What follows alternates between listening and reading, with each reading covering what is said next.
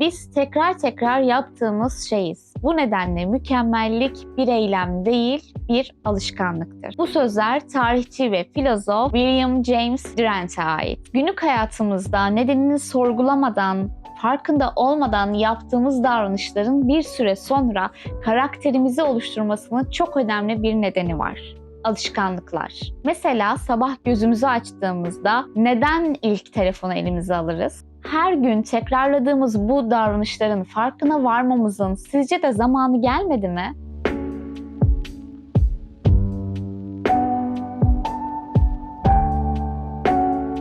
Herkese merhaba, ben Birsen. Bu videomda alışkanlıklar üzerine eğileceğiz ve iyi alışkanlıkları nasıl oluşturabileceğimiz üzerine konuşacağız. Fakat videoma başlamadan önce kanalıma abone olarak beni destekleyebileceğinizi hatırlatmak isterim. Alışkanlıklar düşünmeden otomatik olarak yaptığımız tercihleri ifade ediyor. Tanımdaki tercih kelimesinin altını çizmek istiyorum. Şimdi bunun üzerine biraz düşünelim. Alışkanlıklar bir tercihi ifade ediyor. Çünkü her yaptığımız davranış aslında bir başka davranıştan vazgeçiş anlamına geliyor. Hemen bir örnekle açıklayalım. Videomun başında sabah kalktığımızda telefonumuzu elimize almamızdan bahsetmiştik. Neden sabah gözlerimizi açtığımızda yaptığımız ilk iş telefona bakmak oluyor? Ve çok büyük bir ihtimalle bu davranışı her gün, her sabah tekrar ediyoruz. Hem de hiç düşünmeden. Sabah kalktığımızda telefonla vakit geçirme davranışının yerine farklı bir davranış da koyabilirdik. Örneğin bir günlük tutabilirdik.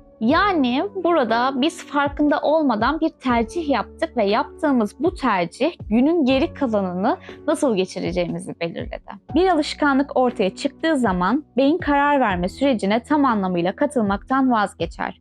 Çok çalışmayı bırakır ya da odağını başka işlere kaydırır. Charles Duhigg'in Alışkanlıkların Gücü isimli kitabı alışkanlıklarımızı nasıl değiştirebileceğimiz üzerine eğilirken bir yandan da bir alışkanlık nasıl oluşur sorusuna cevap getiriyor. Otopilotta adeta bir robot gibi gerçekleştirdiğimiz bu davranışların farkına varmak hayatımızı tamamen yeniden şekillendirebilir. Otomatik bir şekilde yaptığımız davranışlarımızı daha iyi bir alışkanlıkla değiştirmek. Aslında tek yapmamız gereken bu. Tabii ki de şu an söylediğimiz kadar kolay bir şey değil insanın davranışlarını ve alışkanlıklarını değiştirmesi. Bu noktada biraz beynimizin nasıl çalıştığından bahsetmek istiyorum. Beynimiz sürekli olarak işleri daha kolay hale getirmek, daha az enerjiyle sonuca ulaşmak ve ödüle ulaşmak üzere kuruludur.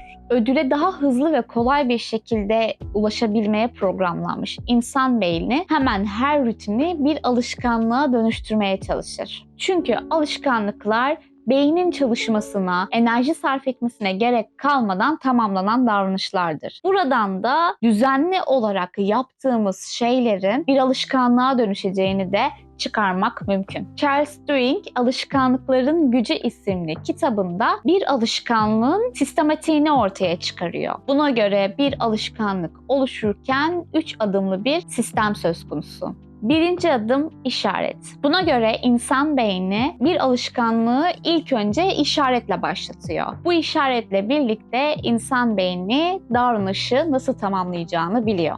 İşaret sonrası belirli bir rutin tamamlanıyor. Bu rutin fiziksel bir hareket veya zihinsel bir aktivite olabilir. Rutini gerçekleştirdikten sonra ise artık kişi bir ödüle ulaşıyor. Bu rutin kişiye tatmin veren, kişinin bu davranışı tekrar tekrar yerine getirmesini sağlayacak olan sonuçtur. Beynimizin işleyişine göre zamanla işaret ve ödül iç içe geçiyor ve artık beynimiz işareti gördüğü anda ödüle ulaşmak için büyük bir istek duyuyor. Özetlersek işaret, rutin ve ödül. Bir alışkanlığın döngüsü bu 3 adımdan oluşuyor. Peki bu bilgileri bilmemizin ne gibi bir önemi var? Sabah telefonla güne başladığımız o döngüyü tekrar bir düşünelim. Sabah uyanmamız bir işaret, ardından telefonu elimize alırız ve bu döngüye göre aslında bir rutin halinde telefonumuzda gezinmeye başlarız. Telefonda gezindikçe dopamin salgılanır ve bu dopamin bizim ödülümüz olur. Saatlerce bu döngüyü tekrarlamak da aslında dopamin bağımlılığına yol açabilir. İşte beynin bu çalışma sistemini bilmek, bir alışkanlığın nasıl oluşturulduğunun farkına varmak, davranışı değiştirebilmemizi sağlayan en önemli etkenlerden biri olacaktır. Dopamin bağımlılığı ile ilgili bir video da hazırlamıştım daha önceki haftalarda. Dilerseniz sağ üst köşeye tıklayarak videomu izleyebilirsiniz. Charles Duhigg kitabında bir alışkanlığın tamamen değiştirilemeyeceğinden bahsediyor.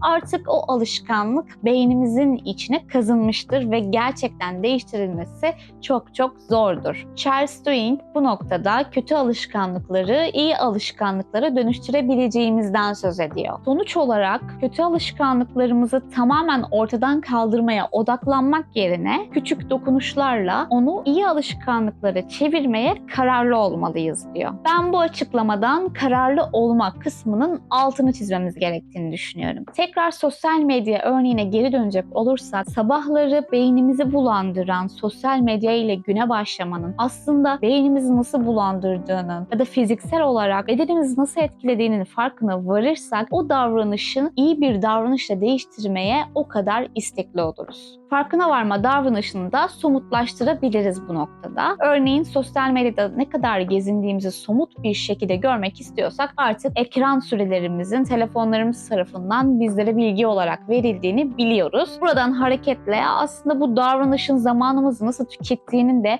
somut bir şekilde göstergesini görebiliriz. Yani farkına varmak ve kendimizi değiştirmeye istekli olmak en önemli adım. Burada çok fazla çalışalım, en önde olalım, bir sürü yetenekler kazanalım noktasında değilim ve böyle bir mesaj vermek istemiyorum. Kapitalist sistemin üzerimize kurmuş olduğu bu sürekli kendini geliştir baskısının da farkındayım ve aslında konumuzun bununla hiçbir ilgisi yok. Bahsettiğimiz şey zihinsel refahımızı gerçekten önemsemek. Kendimizin farkına varmak, içimize dönmek, dünyadaki yerimizi sorgulamak ve ruhsal sağlığımız için iyi bir şeyler yapmak. Özetle kendi dünyamızı daha yaşanılabilir kılmak. Peki kendi dünyamızı yaşanılabilir kılmak için iyi alışkanlıkları nasıl inşa edebiliriz? Örneğin sigara içme alışkanlığı. Her sabah kahvemizin yanında bir sigara içiyorsak, sigara içme davranışı yerine aynı şekilde endorfin salgılayan, bize iyi hissettiren ve mutluluk veren bir başka aktiviteyi koyabiliriz. Örneğin küçük bir egzersiz yapmak gibi. Çünkü egzersiz yapmak da aslında bize aynı mutluluğu veriyor diyebiliriz. Ya da sosyal medyada gezinmek yerine aynı şekilde egzersiz yapmayı, sevdiğimiz bir spor faaliyetinde bulunmayı düşünebiliriz. Tam bu noktada tüm kötü alışkanlıklar yerine sporu, egzersizi nasıl koyabileceğimizden bahsetmek istiyorum. Biz insanlar evrimsel süreci boyunca karnını doyurmak için avının peşinden koşmuş ve avını kovalayarak zaman geçirmişiz. Dolayısıyla beynimiz her ne kadar teknolojiyle birlikte hiç düşünemeyeceğimiz şeyleri başaran bir insanlık da olsak durumlara adapte olmakta biraz gecikebiliyor. Bize kendimizi iyi hissettiren ve mutluluk enzimlerinin salgılanmasını sağlayan doğal bir yöntem de atalarımızın yüzyıllarca yıl önce öğrendiği üzere hareket etmek. Hareket etmek, avına ulaşmak, karnını doyurmak gibi anlamlara sahip olduğu gibi aynı zamanda daha sağlıklı bir vücuda sahip olmak, nesillerini devam ettirmek anlamına da geldiği için beynimiz bunu bilerek bizi mutlulukla ödüllendiriyor. Bu nedenle şu an sahip olduğumuz kötü alışkanlıkları egzersizle, hareketle değiştirebiliriz. Özellikle yürüyüş yapmanın insan psikolojisi üzerinde çok önemli etkileri var. Bununla ilgili de hazırlamış olduğum videoya yine sağ üst köşeden ulaşabilirsiniz. Alışkanlıklara odaklanmak bence şu açıdan da çok önemli. Bizler çoğu zaman daha büyük hedeflere odaklanırız. Kendimize çok büyük hedefler koyarız. Çok kısa sürede bu hedefleri başarmak isteriz. Örneğin birkaç ayda yeni bir dil öğrenmek ya da birkaç saat içinde vize sınavlarına çalışmak gibi. Ama hayal ettiğimiz sonuçlara ulaşabilmek için belirli bir süreye ihtiyacımız olduğunu çoğu zaman unuturuz. İstediğimiz şeylere ulaşabilmek için bir süreç gerekir ve bu süreçten keyif almak da sonucun bir parçasıdır. Alışkanlıklarımız üzerinde gerçekleştirdiğimiz küçük dokunuşlar, küçük değişimler aslında tüm hayatımızı etkileyebilir. Bu nedenle zamanımızı ve dikkatimizi başaramadıklarımıza değil, şu an elimizde olan ve başarabildiğimiz şeylere vermemiz gerekiyor. Russian Doll dizisini izleyenleriniz bilir. Dizi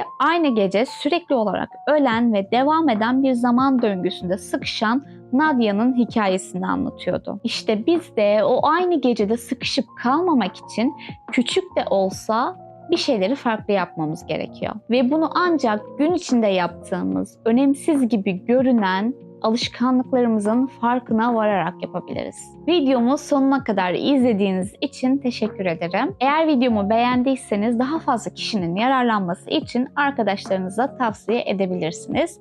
Son olarak kanalıma abone olup beni desteklerseniz çok mutlu olurum. Haftaya tekrar görüşmek üzere. Hoşça kalın.